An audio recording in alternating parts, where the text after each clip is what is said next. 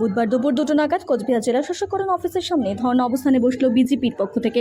মূলত আরজিকরের ঘটনাকে সামনে রেখে নারীদের নিরাপত্তার দাবি তুলে আজকের এই ধর্ণা অবস্থান। একই সাথে এই ধরনের অবস্থান থেকে বিজেপি নেতৃত্বদের স্লোগান দিতে শোনা গেল মুখ্যমন্ত্রী পদত্যাগের দাবিতে।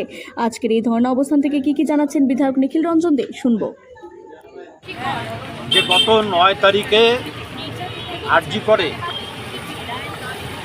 এক বিভৎস হত্যাকাণ্ড সংঘটিত হয়েছে। আমাদের ঘরের মেয়ে, আমাদের ঘরের বোন, তাকে নৃশংসভাবে ধর্ষণ করে খুন করা হয়েছে। এবং শুধু খুন করাই নয়, খুন করার পাশাপাশি তার তথ্য প্রমাণ লোপাট করা হয়েছে।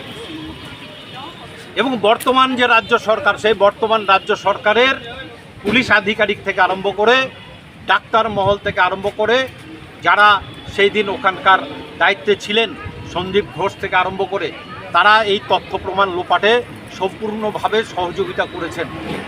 আর তার বিরুদ্ধে আজকে সারা পশ্চিমবঙ্গের তথা ভারতবর্ষের মানুষ সোচ্চার হয়েছেন যে ওই আমার বোনটি অভয়া, তার জাস্টিস চাই। কিন্তু এখনো পর্যন্ত আমরা সেই জাস্টিস পাইনি। আর তার জন্য গত 2 তারিখে আপনারা দেখেছেন যে সারা পশ্চিমবঙ্গে ভারতীয় জনতা পার্টির পক্ষে থেকে ডিএম অফিসে অভিযান, ঘেরাও অভিযান আমরা কর্মসূচি পালন করেছিলাম। গত 14 তারিখে যখন আরজি করে ওই বাইরের যারা দুষ্কৃতিকারীরা তারা এসে ভাঙচুর চালালো, তখন পুলিশের ভূমিকা ছিল না। তখন পুলিশ সেখানে পালিয়ে লুকিয়ে বেড়াবার চেষ্টা করছিল।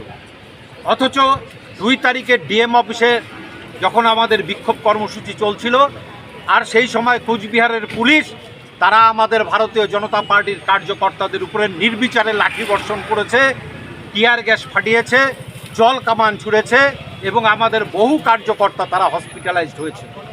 আমাদের প্রাক্তন কেন্দ্রীয় মন্ত্রী নিশীথ প্রামাণিক থেকে আরম্ভ করে বহু কার্যকর্তাকে তারা গ্রেপ্তার পর্যন্ত করেছে। অথচ 14 তারিখে তাদের এই অ্যাকশন কিন্তু দেখা যায়নি। আর তারও প্রতিবাদে আজকে সারা ভারতবর্ষে যেমন উত্তাল হয়ে উঠেছে, সেমনি পশ্চিমবঙ্গের সমস্ত ধরনের নাগরিক থেকে আরম্ভ করে, নাট্য ব্যক্তিত্ব থেকে আরম্ভ করে, সাধারণ মানুষ থেকে আরম্ভ করে, ঘরের মা বোন থেকে আরম্ভ করে তারা আজকে এই প্রতিবাদে সামিল হয়েছে।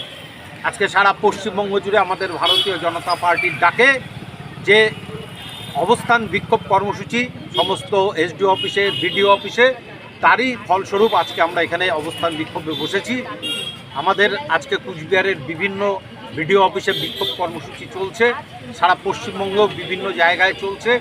আমরা যতদিন পর্যন্ত এই জাস্টিস না পাবো, ততদিন পর্যন্ত আমাদের এই লাগাতার আন্দোলন কিন্তু চলবে।